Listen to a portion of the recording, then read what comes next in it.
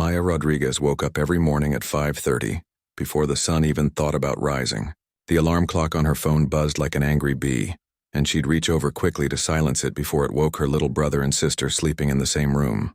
Their apartment was small, just 2 bedrooms for 4 people, and the walls were so thin you could hear the neighbors arguing 3 doors down. She'd slip out of the blanket she shared with her sister Rosa and tiptoe across the cold floor. The apartment was always freezing in the mornings because they kept the heat low to save money. Maya would pull on her school clothes, the same rotation of 3 outfits she'd been wearing for the past 2 years. There was the blue jeans with the patch on the knee that her mom had sewn on, paired with a gray sweater that used to be her dad's. Then the black pants with a white shirt that had a small stain near the bottom she always tried to hide with her jacket. And finally another pair of jeans and a faded red hoodie that had seen better days. Her morning routine was quick. Wash her face with cold water because hot water cost extra. Brush her teeth. Pull her dark hair into a ponytail. No time for makeup, not that she had any anyway. She'd grab her backpack, stuff it with her school books and her work uniform, and head to the kitchen. Her mom would already be there making tortillas for breakfast. Elena Rodriguez worked the early shift at a garment factory, sewing clothes for 12 hours a day. Her hands were always rough and covered in small cuts from the needles and fabric. She never complained, though, not once. Not even after Maya's father passed away 3 years ago from cancer, leaving them with hospital bills that seemed to grow bigger every month like some kind of monster that fed on their hope. Morning, Mija, her mom would say, sliding a warm tortilla onto Maya's plate with a little bit of beans. Not much, just enough to get through the morning. Morning, Mama, Maya would reply, eating quickly. She always felt guilty taking food because she knew her mom would eat whatever was left, which usually wasn't much. Her younger siblings, Rosa and little Carlos, needed it more. Rosa was 12 and Carlos was only 8. They were still growing. They needed the food more than she did. At 17, Maya had learned to ignore the constant rumbling in her stomach. She'd gotten good at pretending she wasn't hungry, at saying she'd eaten already when she hadn't, at saving her school lunch money and giving it to her mom instead. It was just easier that way. School started at 7:30, but Maya left the house by 6:15 to catch the bus. She couldn't afford to be late because being late meant detention, and detention meant missing her after-school job at the office building downtown. She worked as a cleaning lady there, emptying trash cans, mopping floors, cleaning bathrooms. It wasn't glamorous, but it paid $9 an hour, and every dollar mattered. Her teachers had started to notice something was different about Maya this year. She'd always been smart, really smart, especially with numbers. Math came to her like breathing. She could look at a problem and just see the answer, like it was written in invisible ink that only she could read. Her algebra teacher, Mr. Patterson, had even pulled her aside once. "Maya, you have a real gift," he'd said, looking at her with those concerned teacher eyes that made her uncomfortable. "Have you thought about college? With your grades, you could get scholarships." She'd smiled politely and nodded, but inside she knew the truth. College was for other people. People who didn't have to choose between buying school supplies and paying the electric bill. People who had parents with savings accounts and retirement plans. People whose biggest worry was which university to attend, not whether they'd have dinner that night. The school day dragged on like it always did. Maya tried to pay attention in class, she really did, but exhaustion pulled at her like weights tied to her ankles. She'd stayed up until 2 in the morning doing homework after finishing her cleaning shift. Then she'd helped Rosa with her math homework because her little sister was struggling and their mom didn't have time to help. By the time Maya's head hit the pillow, it was almost 3 in the morning, and then her alarm was going off again at 5:30. During lunch, while other kids laughed and joked around, Maya sat in the library.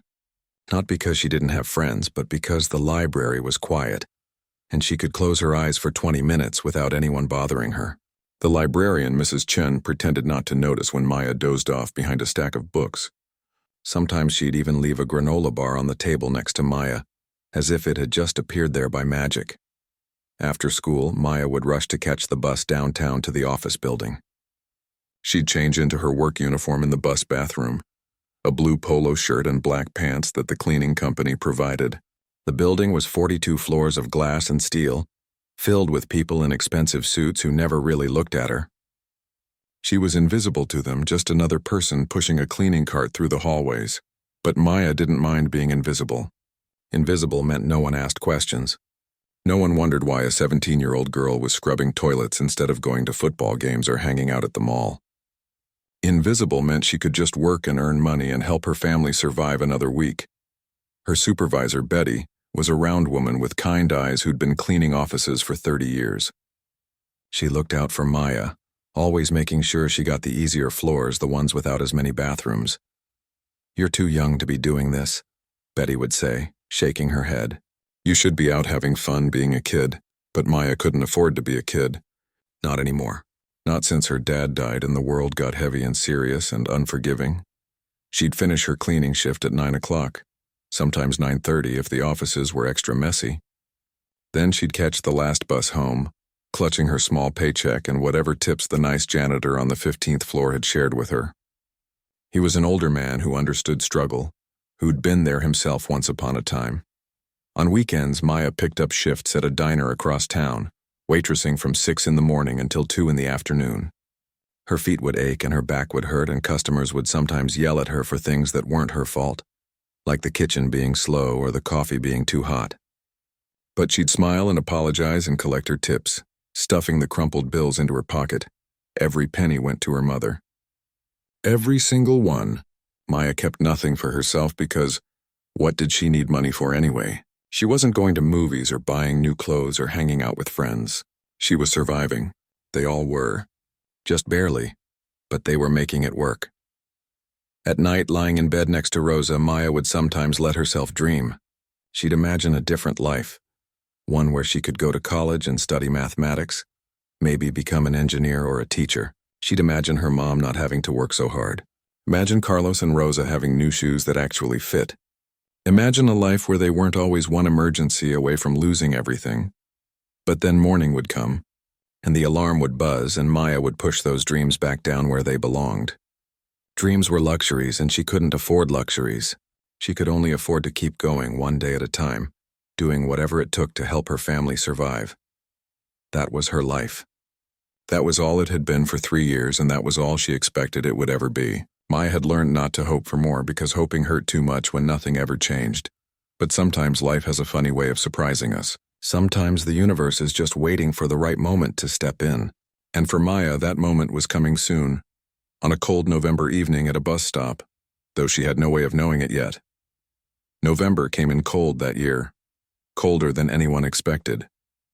The kind of cold that sneaks under your coat and wraps around your bones, making you wonder if you'll ever feel warm again. Maya didn't have a proper winter coat, just a thin jacket she'd gotten from the donation bin at church 2 years ago. It had been good enough then, but now the zipper was broken and there were holes in the pockets where she'd worn through the lining. That Tuesday evening started like any other. Maya had finished her cleaning shift at the office building, her hands raw from chemicals and her shoulders aching from pushing the heavy cart up and down the hallways. Betty had given her a sympathetic pat on the back as she clocked out. "Get home safe, honey," Betty had said. "It's supposed to drop below freezing tonight." Maya had nodded and smiled, but inside she was doing math.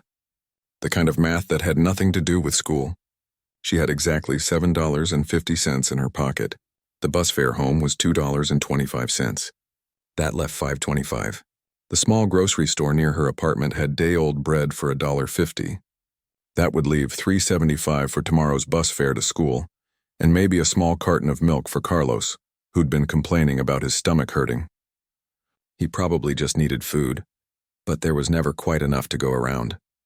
The bus stop was only half a block from the office building, right under a streetlight that flickered on and off like it couldn't decide whether it wanted to work or not. Maya stood there bouncing on her feet to keep warm, watching her breath create little clouds in the freezing air.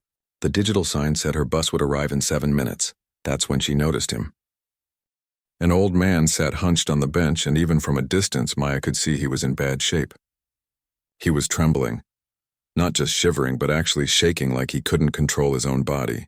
His clothes were impossibly thin, thinner than even hers, just a button-up shirt and pants that looked like they'd been slept in for weeks.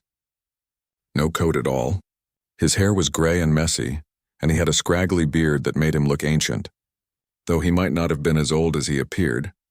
Next to him on the bench was a small piece of cardboard with words written in shaky handwriting. Maya squinted to read it in the dim, flickering light. Homeless veteran. Anything helps. God bless. Maya looked away. She'd seen homeless people before, lots of them. The city was full of people who'd fallen through the cracks, who'd lost their way somehow. She felt bad for them, she really did. But she had her own problems. Her own family barely surviving. She couldn't save everyone. She couldn't even save herself. The bus arrived right on time, its brakes squealing as it pulled up to the curb. The doors opened with a hydraulic hiss and warm air rushed out, beckoning her inside. Maya stepped forward, her hand already reaching into her pocket for the bus fare. But then she stopped. She didn't mean to stop. Her brain was telling her to get on the bus, to go home, to stop being stupid. But her feet wouldn't move. She turned and looked at the old man again.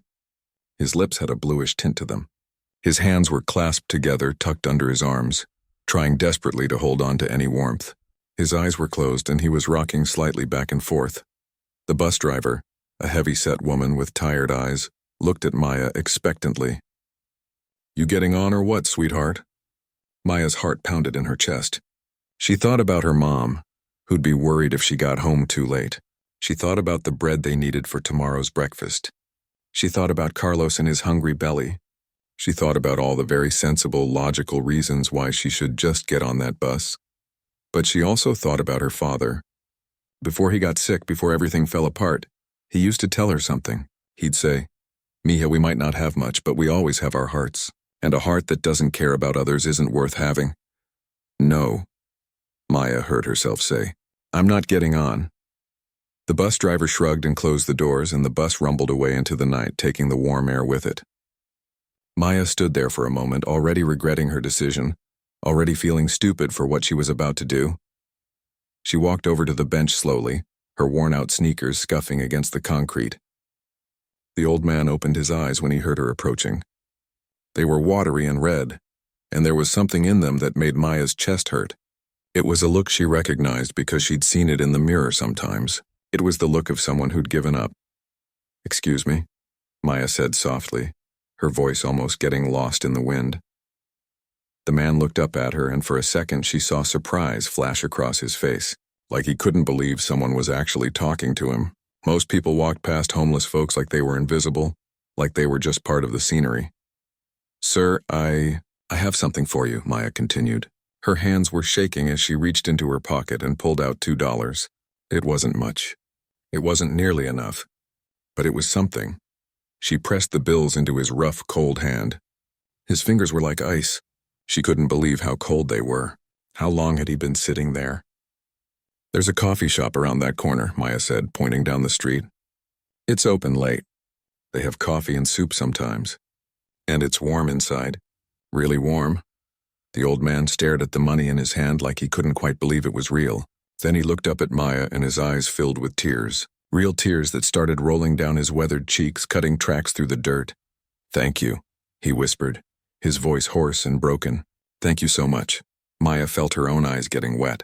She smiled at him, a real, genuine smile, and said, "You're welcome. Please go get warm, okay?" She turned and started walking before she could change her mind, before she could think too hard about what she'd just done.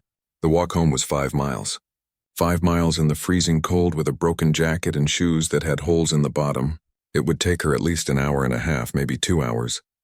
The first mile wasn't so bad. Maya walked fast, trying to generate heat through movement. She passed other bus stops but didn't have enough money to get on. She passed warm restaurants and stores where she could see people inside, laughing and eating and shopping, living lives that seemed so far removed from hers that they might as well be on another planet. By the second mile, her fingers were numb. She'd stuffed them in her pockets, but the holes in the lining meant cold air just rushed right through. Her feet ached with every step, and she could feel the cold concrete through the thin soles of her shoes. The third mile was when doubt really started creeping in. What had she been thinking? That old man was a stranger. He might use that money for alcohol or drugs. He might not even be really homeless, might just be scamming people. Meanwhile, her family was at home, probably hungry, waiting for her to come back with bread that she could no longer afford to buy. She was so stupid, so incredibly stupid. But then she remembered his eyes, that look of complete hopelessness, and she remembered something else too. She remembered what it felt like to be invisible, to have people look right through you like you didn't exist. The old man on that bench had probably sat there all day with people walking past him, ignoring him, pretending he wasn't there. At least someone had seen him tonight. At least someone had treated him like a human being. By the 4th mile, Maya couldn't feel her ears anymore. The wind had picked up, cutting through her thin jacket like it wasn't even there. Her teeth were chattering so hard her jaw hurt. She thought about her warm bed still a mile away. She thought about how good it would feel to finally stop walking, to curl up under her blanket with Rosa. She passed a convenience store and saw her reflection in the window. Her nose was red, her eyes were watering from the cold, and she looked exhausted. She looked exactly how she felt. The 5th mile was the hardest. Her legs felt like they weighed 1,000 pounds each. Every step was an effort. She had to concentrate on just putting one foot in front of the other. Left foot, right foot, left foot, right foot. Just keep going. Almost there. When Maya finally turned onto her street, she could have cried with relief. The old apartment building had never looked so good. She climbed the 3 flights of stairs because the elevator was broken again, and by the time she reached her door, she was shaking all over. Her mom opened the door before Maya could even knock. Elena took one look at her daughter's frozen, exhausted face and pulled her inside, wrapping her in a tight hug. "Mija, what happened? You're freezing. Where have you been?" Maya couldn't answer right away because her teeth were chattering too hard. Her mom led her to the couch and wrapped her in every blanket they owned. Rosa and Carlos crowded around, their little faces worried. "I'm okay," Maya finally managed to say. I had to walk home." "Why? What happened to the bus?" Maya hesitated. How could she explain what she'd done without sounding foolish? How could she explain that she'd given away their bread money to a stranger? "I gave my bus fare to someone who needed it more," she said quietly. Her mom was silent for a long moment. Then, instead of being angry like Maya expected, Elena cupped her daughter's cold face in her rough hands and smiled. There were tears in her eyes. "Your father would be so proud of you," she whispered. "So proud." That night they had rice and beans for dinner instead of bread. Nobody complained. Carlos and Rosa didn't even ask why there was no bread, and when Maya finally crawled into bed, her body still aching from the long, cold walk, she didn't regret what she'd done. She'd made a choice. Maybe not the smart choice, maybe not the logical choice, but the right choice.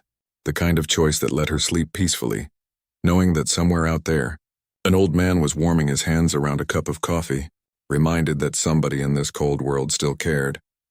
2 weeks passed, and Maya almost forgot about that cold November night. Almost, but not quite.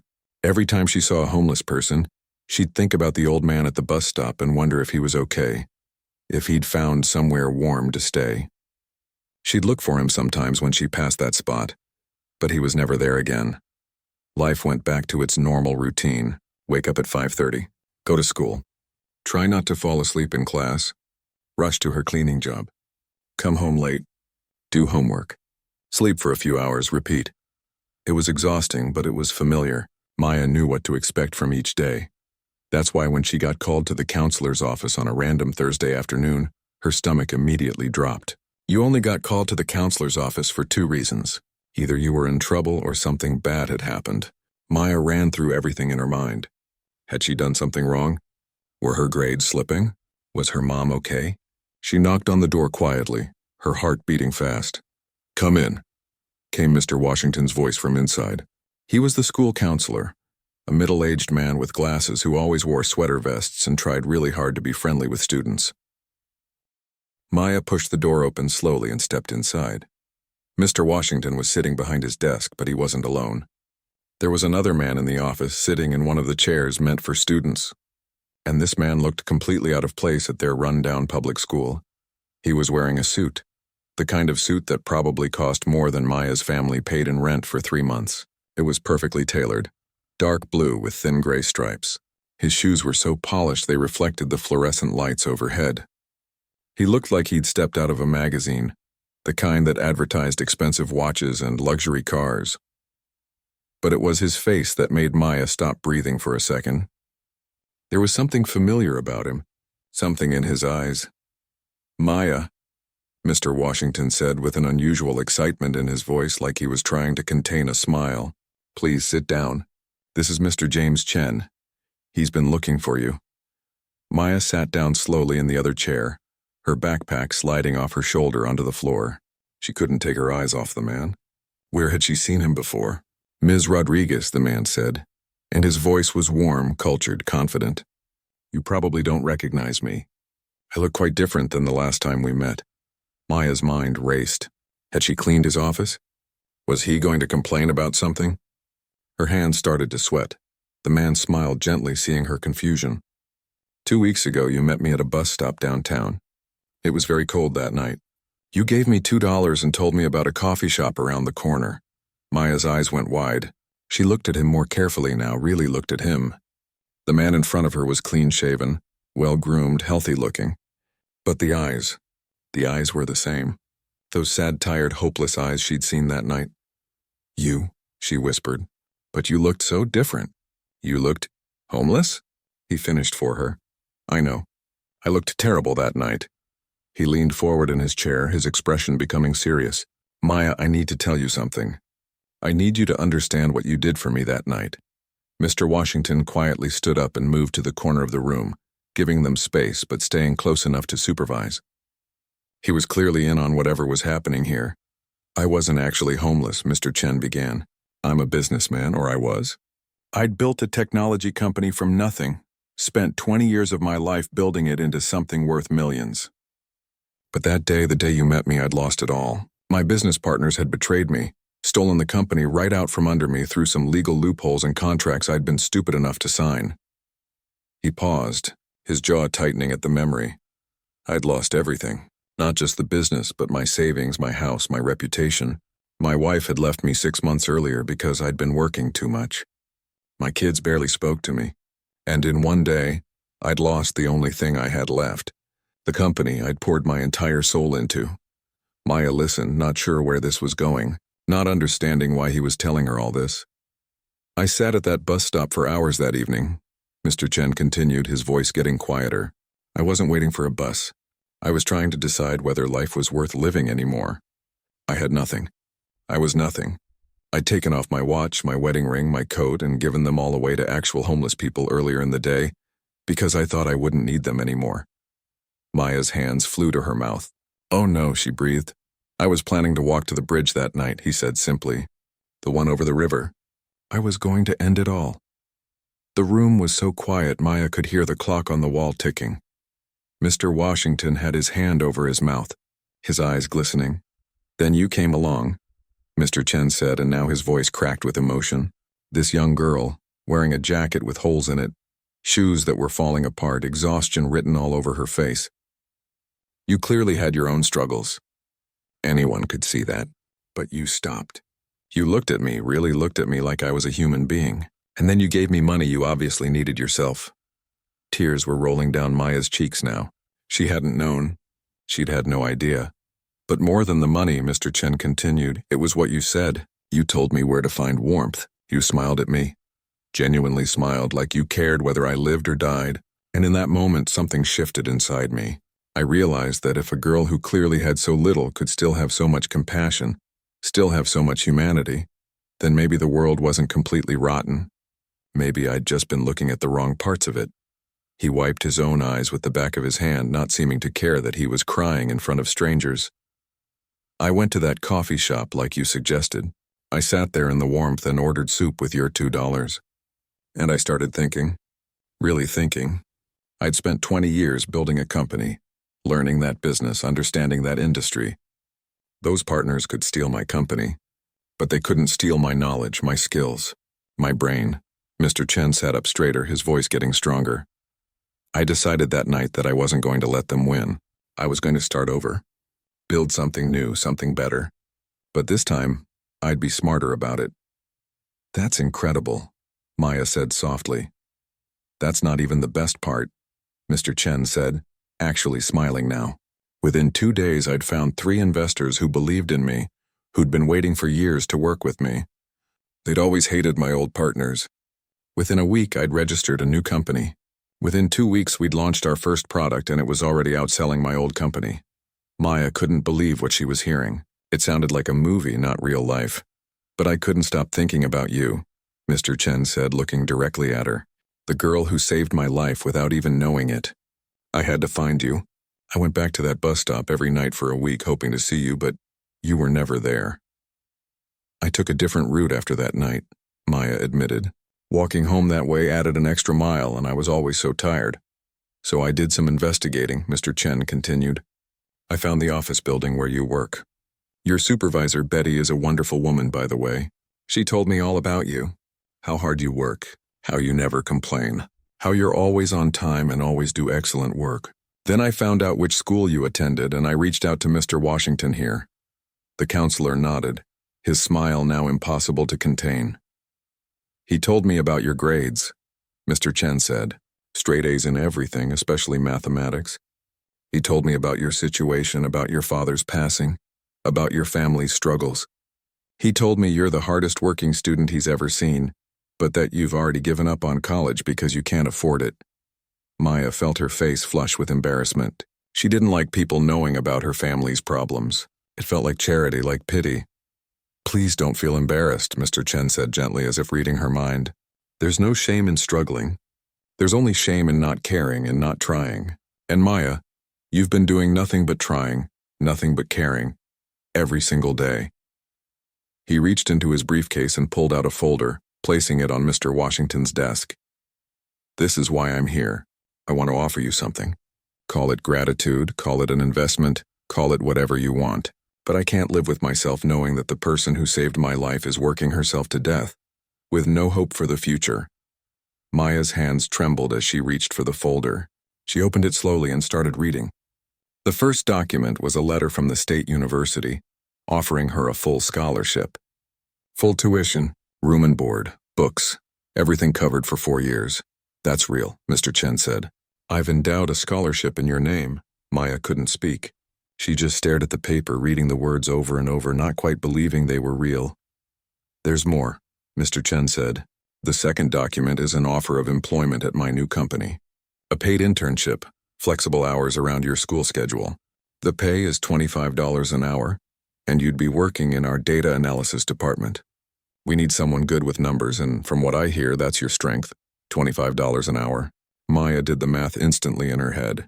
Even working just 15 hours a week, that would be more money than she made now working 2 jobs. Her family could actually pay their bills. They could buy food without counting every penny. Carlos could get new shoes that fit. Rosa could have school supplies without Maya feeling guilty. I don't know what to say, Maya whispered, tears flowing freely now. Say you'll accept, Mr. Chen replied. Say you'll let me give you the chance that you gave me. But I didn't do anything special, Maya protested. I just gave you $2. You saw me when everyone else looked away, Mr. Chen said firmly. You gave from your poverty when others won't give from their wealth. You showed me that humanity and kindness still exist in this world. That's not nothing, Maya, that's everything. Maya looked at Mr. Washington, who was nodding encouragingly, then back at Mr. Chen. I don't want charity, she said finally, her voice small. I want to earn this. I want to deserve it. You already have, Mr. Chen said. You earned it the moment you chose compassion over comfort. You earned it every time you went to work exhausted, but never complained. You earned it every time you put your family before yourself. Maya, you're exactly the kind of person the world needs more of. Don't insult both of us by refusing this opportunity. Maya sat there, the folder in her lap. Her entire future suddenly spread out in front of her in black and white. Everything she'd dreamed about but never dared to hope for.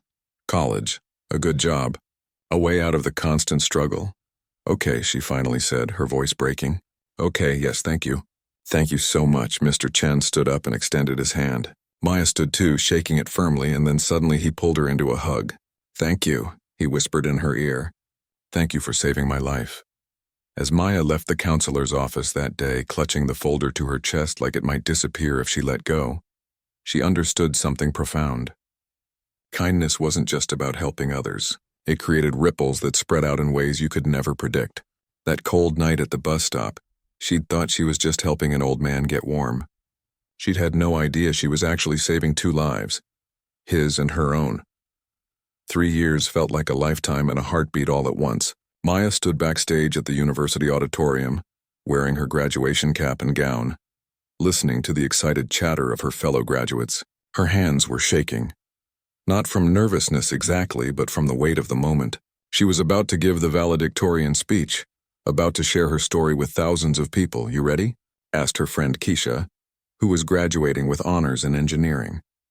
They'd met freshman year as roommates and become inseparable. Keisha was one of the few people who truly understood where Maya had come from because she'd come from a similar place. "I think so," Maya said, smoothing down her gown. Underneath it, she wore a simple blue dress that her mother had made for her. Elena had learned to sew better over the past few years, taking classes at the community center on weekends. She'd insisted on making Maya's graduation dress herself. "You're going to be amazing," Keisha said, squeezing her hand. "Just speak from the heart like you always do." Through the curtain, Maya could see the auditorium filling up. Thousands of seats, and every single one would be full. Her eyes found her family in the reserved section. Her mom, wearing her own new dress and looking younger somehow, less tired than she had 3 years ago. Rosa, now 15 and thriving in high school, hoping to become a doctor one day. Carlos, 11 years old and already talking about engineering because he thought Maya was the coolest person in the world. And there, sitting next to her family, was Mr. Chen. He'd aged a bit in 3 years, had more gray in his hair, but his eyes were bright and kind. Next to him sat Patricia and several other people from the company, all wearing proud smiles. The ceremony began with the usual speeches from the dean and university president. Maya barely heard them. She was too busy running through her own speech in her head, making sure she remembered everything she wanted to say. She'd written it down, revised it a dozen times, but she knew she'd probably end up speaking from her heart instead of reading from the paper. Finally, they called her name. And now our valedictorian, Maya Rodriguez, will share a few words. Maya walked across the stage, her worn-out shoes from 3 years ago replaced by comfortable flats she'd bought herself. The applause was thunderous. She reached the podium, adjusted the microphone, and looked out at the sea of faces. 3 years ago, she began, and was relieved to hear her voice come out steady and clear. "I stood at a bus stop in the freezing cold, holding exactly $7.50. That was all the money I had in the world. I'd just finished my shift cleaning offices. I was exhausted, I was hungry, and I just wanted to go home." The auditorium was completely silent now, everyone listening. But there was a man at that bus stop who needed help. He was cold, probably colder than I was. He looked hopeless. And I had a choice to make: get on that warm bus and go home, or give him my bus fare and walk 5 miles in the freezing weather. Maya paused, letting the moment sink in. I chose to walk, and that choice changed everything. Not because I did something extraordinary. I didn't. I gave a stranger $2. That's all. But those $2 represented more than money. They represented a choice to see someone, to care about someone, to believe that kindness matters even when you have almost nothing to give.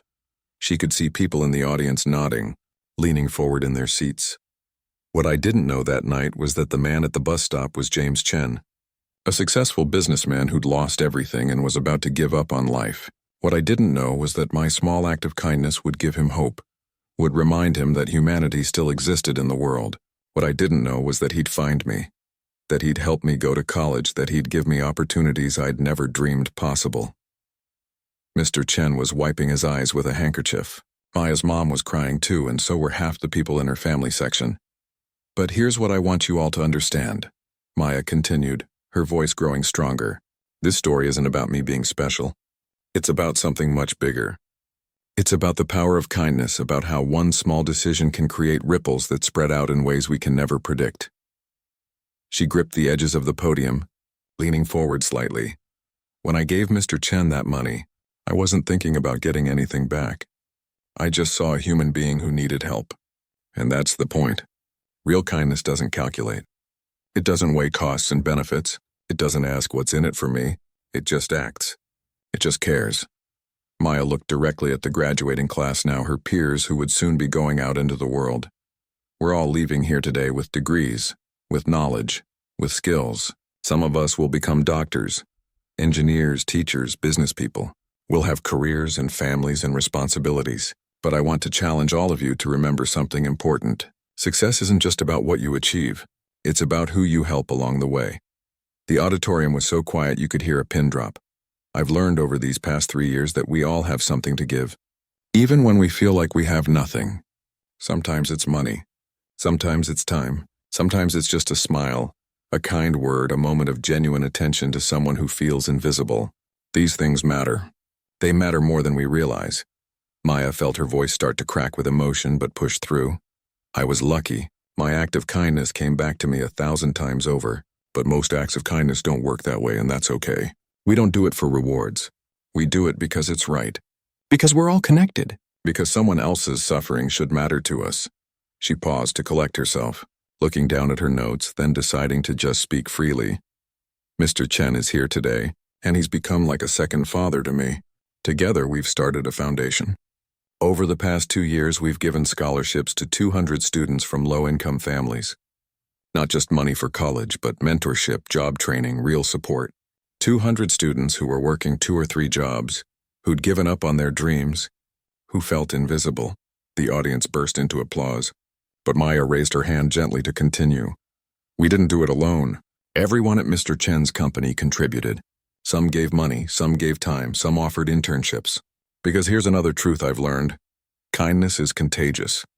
When you act with compassion, you inspire others to do the same. You create a culture where helping each other becomes normal, becomes expected, becomes who we are. Maya's eyes found her mother in the crowd. My mom taught me about sacrifice. She worked impossible hours to feed us after my dad died. She went without so we could have. She never complained, never gave up. She showed me that love is action, not just words. Elena was openly sobbing now, her hands pressed to her heart. My dad, before he passed, told me that we might not have much, but we always have our hearts, and a heart that doesn't care about others isn't worth having. I think about that all the time. I think about how the richness of our lives isn't measured by our bank accounts, but by our relationships, our compassion, our willingness to see and help each other. Maya looked around the auditorium, making eye contact with as many people as she could. So here's my challenge to all of you as we graduate today. Don't let the world make you hard. Don't let success make you forget where you came from or how many people helped you get here.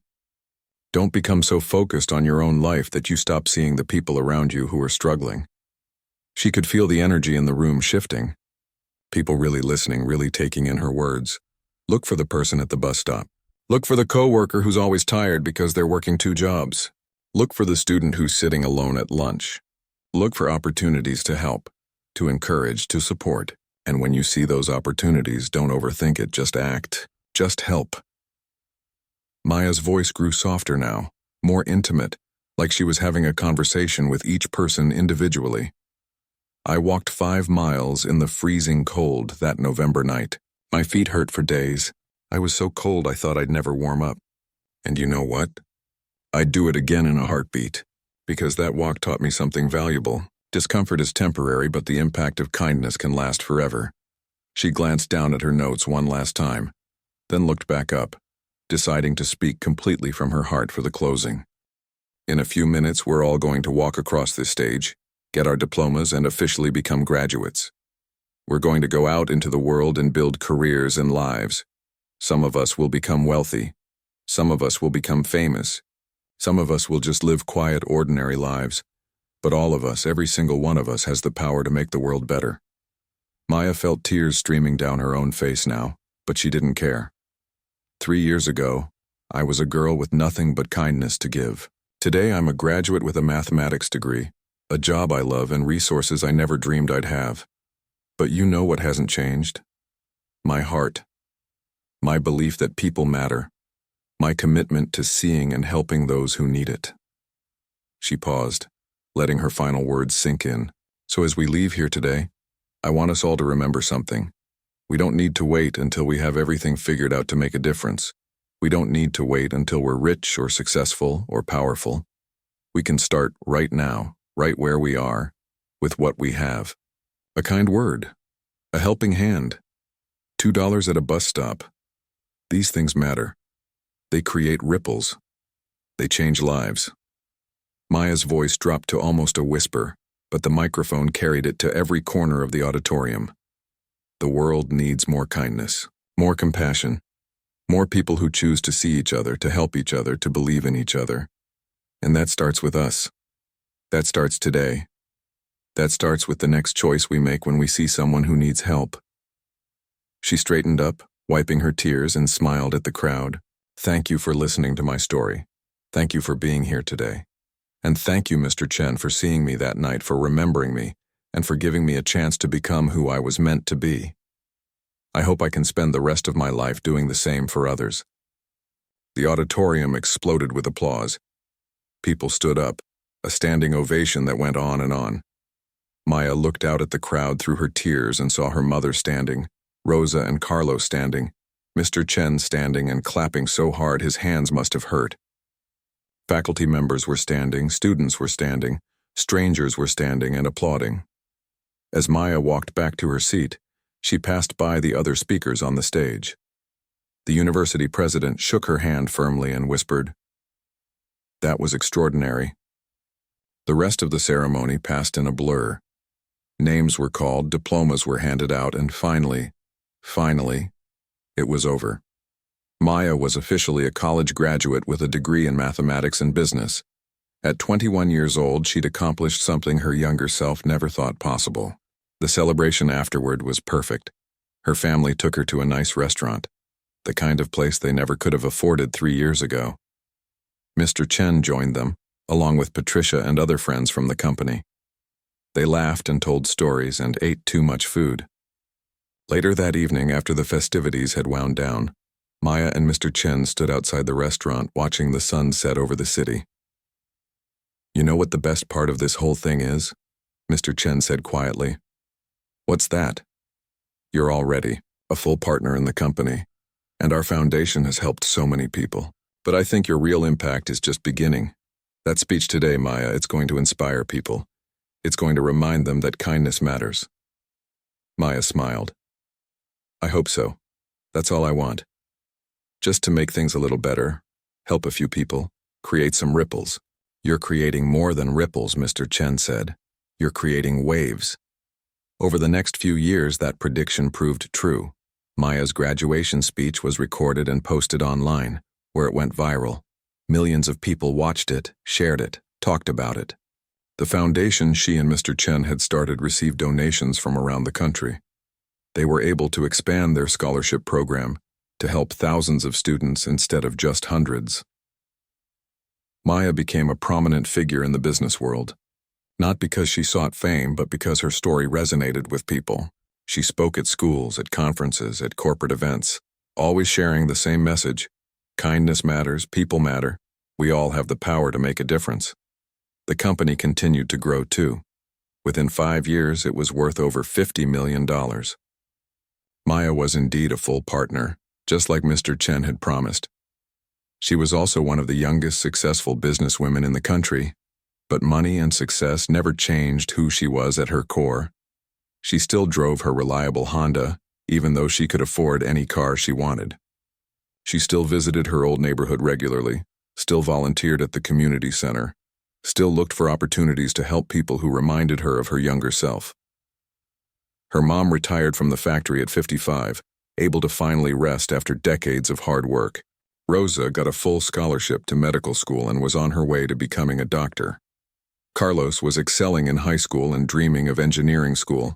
And Maya, she kept telling her story, kept reminding people about that cold November night at a bus stop, kept teaching others that the smallest acts of kindness could create the biggest changes, because that was the truth she'd learned and would never forget.